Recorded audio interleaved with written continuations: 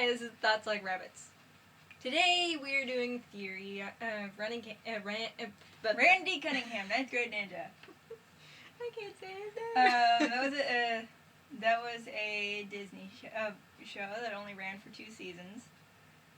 Which is kind of disappointing because it was a really good show. I mean, the art was created by the same guy who did Invader Zim. That was fun. That's part of the reason why it's so fun. He goes from gallows humor to random humor to sophomore. Yeah, it was a good show. But there was one character in it that was a toxic friend. If you've ever seen Psych to Go, they do talk about toxic friendships, families, whatnot. Howard is a toxic friend. Randy's best friend is the toxic friend. When you watch it the first time, most people wouldn't really notice. She's been rewatching the show like 15 times. Mostly specific episodes, cause I'm mostly looking for Becky. Or Julian, or whatever.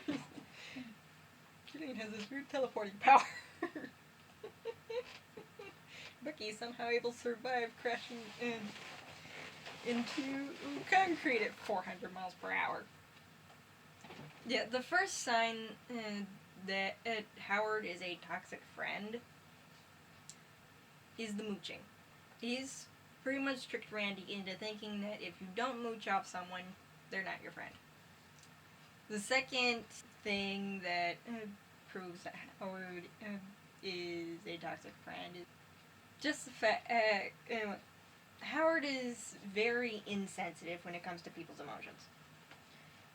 Julian's birthday is an exceptionally good example of this particular issue. Julian comes over trying to befriend the two of them. Howard didn't even want to come to the party in the first place. Randy just dragged him along because he's his friend. Which actually kind of gives you the impression that Julian wants to be friends with Randy, but not Howard. He knows that Howard is toxic. He comes over and over-enthusiastically skips over a couple of steps and goes, "Is this your card?"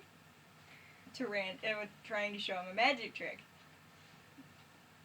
But Randy goes, "Yeah, I didn't pick a card yet. I'm terrible at this." Well, you couldn't be any worse. And then Julian goes running away, crying to the bathroom, and Randy's the one who goes, "Okay, I'm going to apologize because for you won't." And Howard's just like, typical us. Which is a really, really bad sign. Yeah. If you're not, he wasn't willing to apologize to anybody. He also doesn't know the meaning of personal space. In the McHuggers episode, he tried helping Randy take off the McHuggers. Which looks like a dirty joke if you turn off the sound. Which looks so dirty. If there's no context. I mean, Flute Girl walks in, takes one look at them, goes, while they're doing it, idiots. goes, "You two are idiots," and then walks off. And she's not wrong, 2 of them are idiots. Yeah, and another personal space issue is, while Randy is in the Nomicon, I think one of the few last episodes. Yeah, I forget which one. It was either the last episode or just before the last episode. It was like, there was Howard changed Randy's pants because he was bored. He doesn't respect Randy's person. He doesn't respect his parents.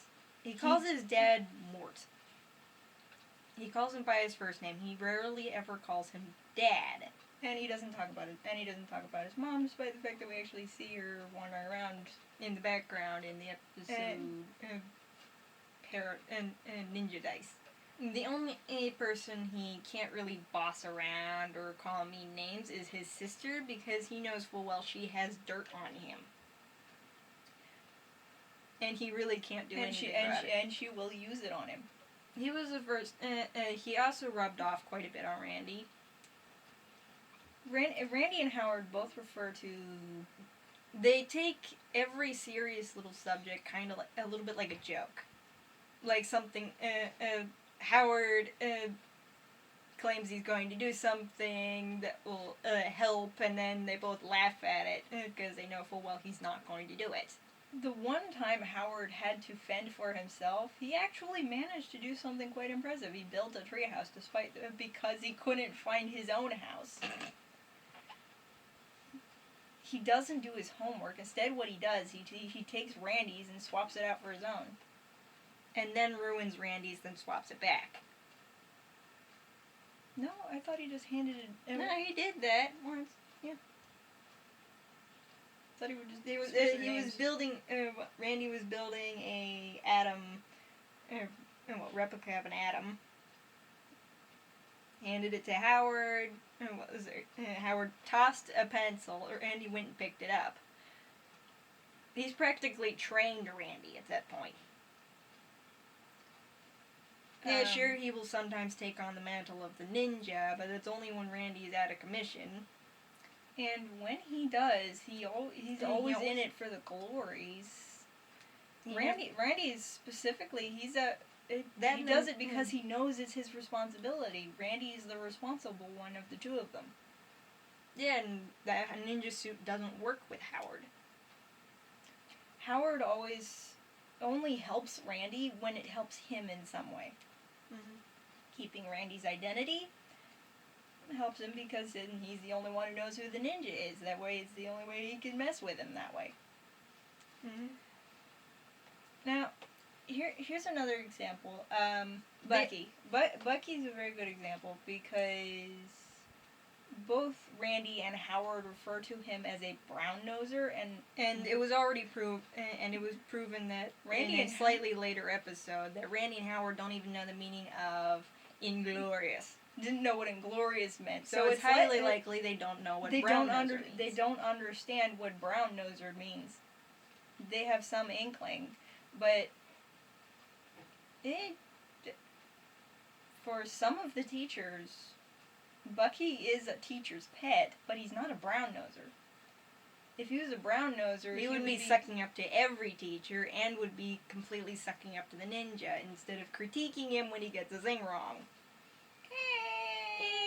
The thing was kind of so-so. That and Bucky's locked into his imagination like half the time.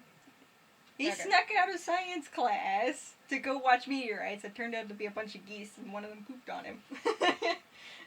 He's also constantly bullied. Mm-hmm.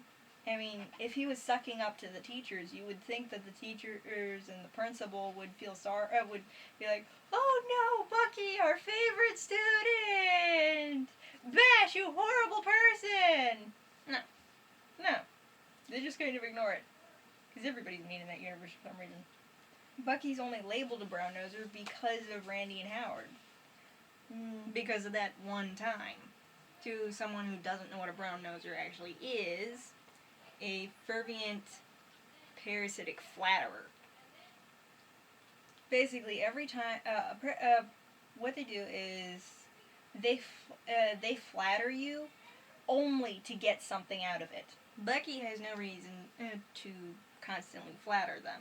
He doesn't he doesn't have a reason to get anything out of them. Teachers, he already gets A's because of his hard work. You can see that. He's doing the homework of 12th graders. And he works really hard to keep what relationships he has. And, like Howard, who just makes sure it's Randy. The one time Howard actually tried to befriend Bucky, his only reason for doing so, because Randy was too busy for him. That is the only reason he did it. It wasn't out of a desire to try to be, it wasn't because he wanted to be friends with Bucky. It was because Bucky was the only person available who was willing to hang out with him when Randy ran off to go do what he was supposed to be doing. Yeah. He also knew Dave and P-Drip. drip. Whatever the guy's. I don't know. Whatever I his just name know was. it starts with a D and ends with a P. I have to look up his name again. Yeah, and Howard actually tells Randy that he called Bucky after Randy was too busy to play video games with him. He called Bucky, but Bucky didn't come, so he called someone else. Dave. According to Dave. Yeah, it's not a really good sign when the only reason the guy wants to befriend you is because his actual friend is too busy, instead of genuinely wanting to be friends with you. Because as soon as Randy got like super overprotective to the point of irresponsibility. Yeah. I mean, even Bucky views the ninja as irresponsible, and that is not something a brown noser would do. A brown noser most of the time would not point out that you're irresponsible, because if they point out that you're irresponsible, it's highly likely that they're trying to make you better, and that's not what a brown noser does. For example, in the episode basically Detention Island, Bucky was the one who brought up the question, "Are you trying to kill us?" Basically, Howard's and Randy's relationship kind of goes like this. Hey, you're my friend! Hey, servant! I care nothing for you or your personal space. You give me money and food. And that's kind of what it feels like. Mm-hmm. But it's very much what it is. We're very much into MBTI, and from what we can tell, Randy is an ISFJ, which is very good as a ninja because they are typically the ones associated with protection. Being defender. Or they're actually labeled the defenders because that's what they do. Their first instinct is to protect the people around them. Howard, on the other hand, he's an ESTP. Their whole shtick is new experiences. Man, bored. And Howard shows all the dark sides of the ISTP. Because they're ESTP. And what's worse is he kind of gets away with it. He really does. I mean, his parents don't stand up. His dad does. His dad is this weak little jellyfish. And he calls him Howie all the time. Who sees him as this little kid, little baby. Who still sees him as this little kid who needs his papa. Howard doesn't know how to give respect. In the episode, and when you look at how he treats Doug, nobody likes Doug, but he treats him the worst. Most everyone just doesn't like Doug because he's always tattling on everybody, but and he's a little bit annoying, but that's the worst of it. I mean, I can understand how tattling is annoying. People like, I don't want people pointing out my flaws, but tattling's kind of a good thing. It's only bad to the people who's getting tattled on. Yeah, Howard keeps telling him, nobody cares, Doug. And in an episode where he tells a story, how the ninja gets captured, because in that episode, Howard actually describes Doug as dying.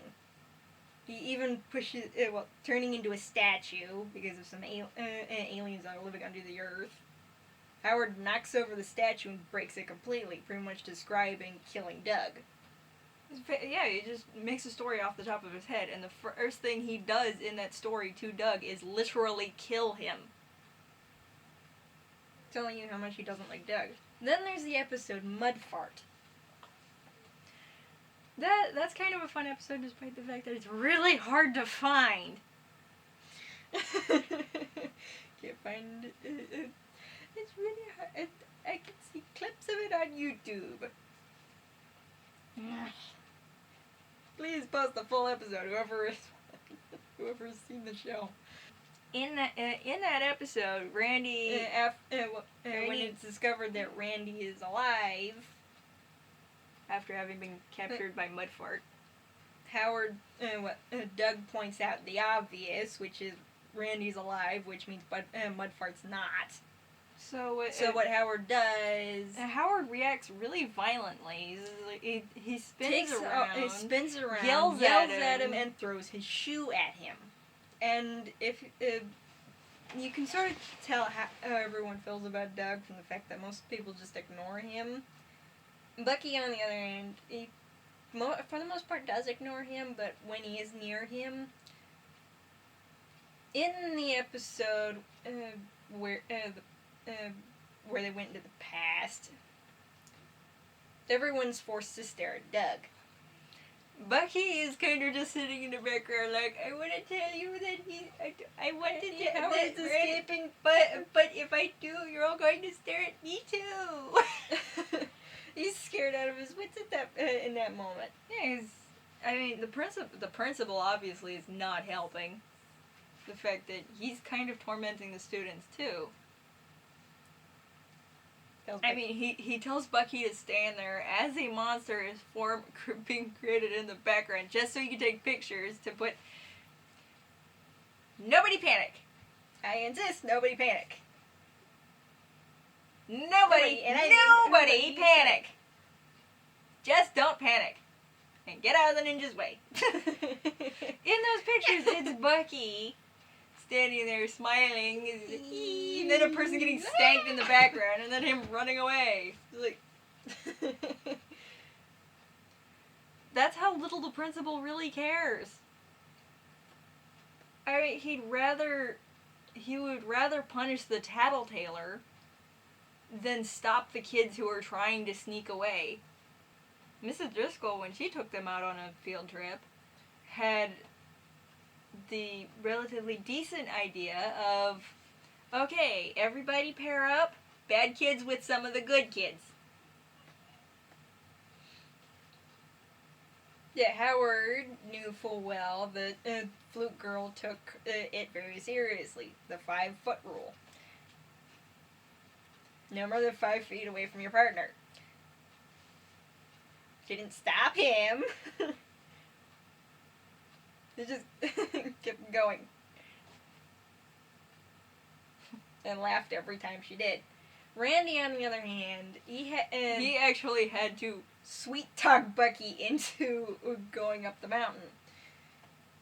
Hey, the silt's up here just as bad. It's just the same as the stuff at the bottom. You lied to me.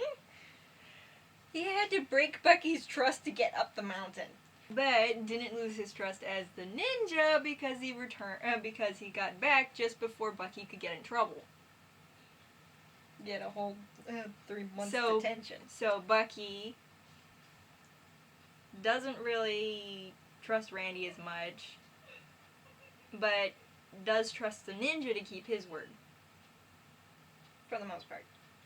It kind of got a little... it kind of really didn't help when... in the episode, Everybody Ninja Along, where Bucky makes a whole song for the ninja. Instead of giving, like, a small idea on how to fix the song, he just tells it, it's good. It's good. You like it? I wouldn't say like. So you love it? Can we go back to like? He just didn't want to break Bucky's...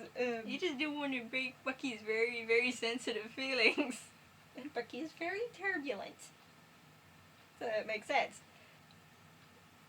But Howard actually mentions that he hurts people's feelings all the time.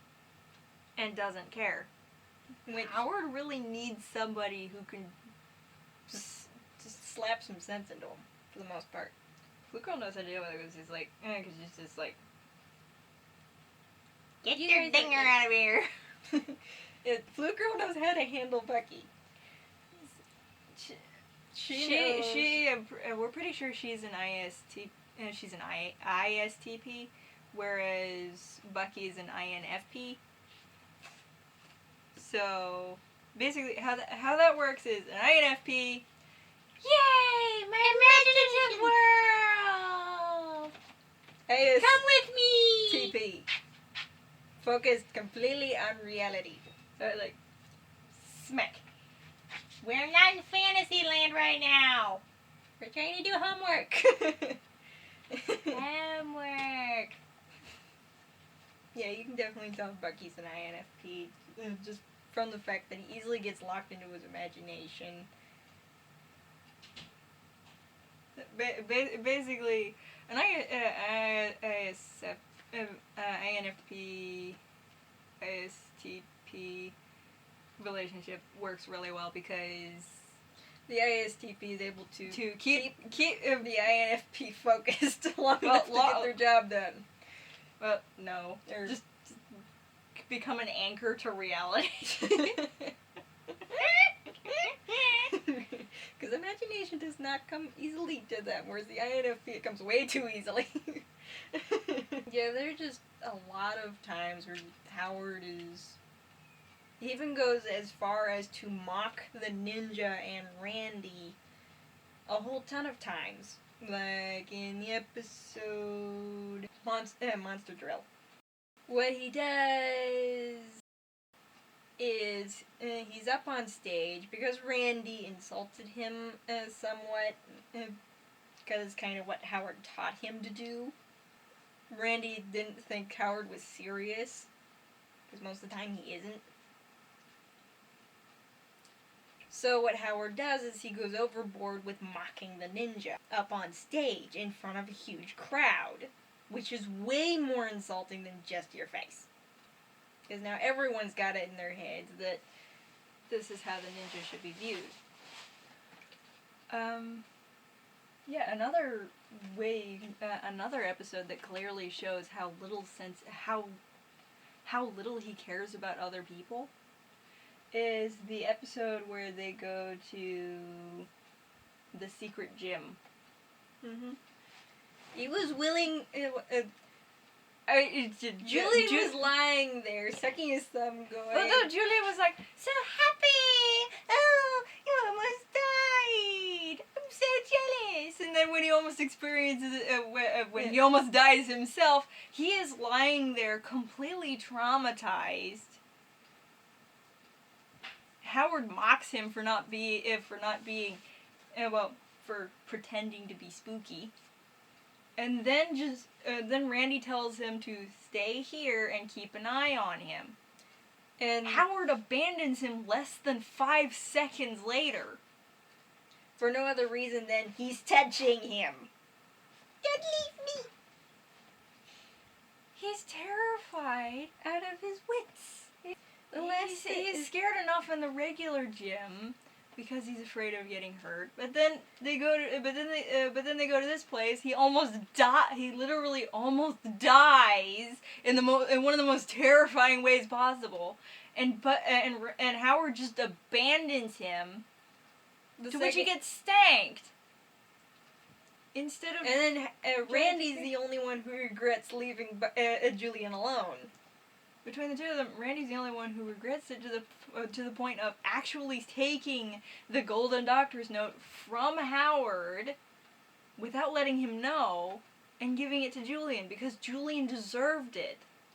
And he knew full well that Howard was going to take it back if he knew before they entered the gym. There was one time where it was pretty obvious that the two of them hung out in the Best Buds competition. From the way they were sitting and everything, Bucky was pretty confident they were gonna win. But because Julian's NJ was missing, he couldn't identify what he was eating. Okay, if you don't know what we're talking about, we think Julian's an INFJ, so his intuition and his judging was missing. So he couldn't identify. He liked what was he was eating, but he didn't quite. But he didn't know what it was. That when after Julian got upset, Bucky kind of got him a sandwich, calmed him down, gave him a sandwich. That's the main difference between the two of them. Yeah, sure, there are some times where he is. Again, the wrong show. Howard. There are some times where Howard does take Bucky's side, but that's only if Randy really pushed it. Like, he goes, up, snap! After Randy accidentally hurt Bucky's feelings in front of a whole crowd. In the Ninja Long episode. And you can see people actually did care about Bucky to a degree. I mean, you see the leader of the dancing fish. She's sitting there trying to calm him down. It's like, it's okay. She's the one rubbing his shoulder, just trying to get him to calm down. Technically, Bucky gets more girls than everyone else. But never on a date. Then you look at how Howard responds to Teresa. In the first episode where you figure out that Randy and Teresa kind of have a crush on each other. Howard tries to take control. The Monster Club. Howard, when he sees the two of them touch hands and back away and kind of blush, he looks at Howard with...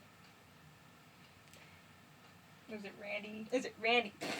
Looks at Randy and does the eyebrow thing. But a few episodes later, it's the school dance, and what does he do? He tries stealing Teresa from Howard. From Randy.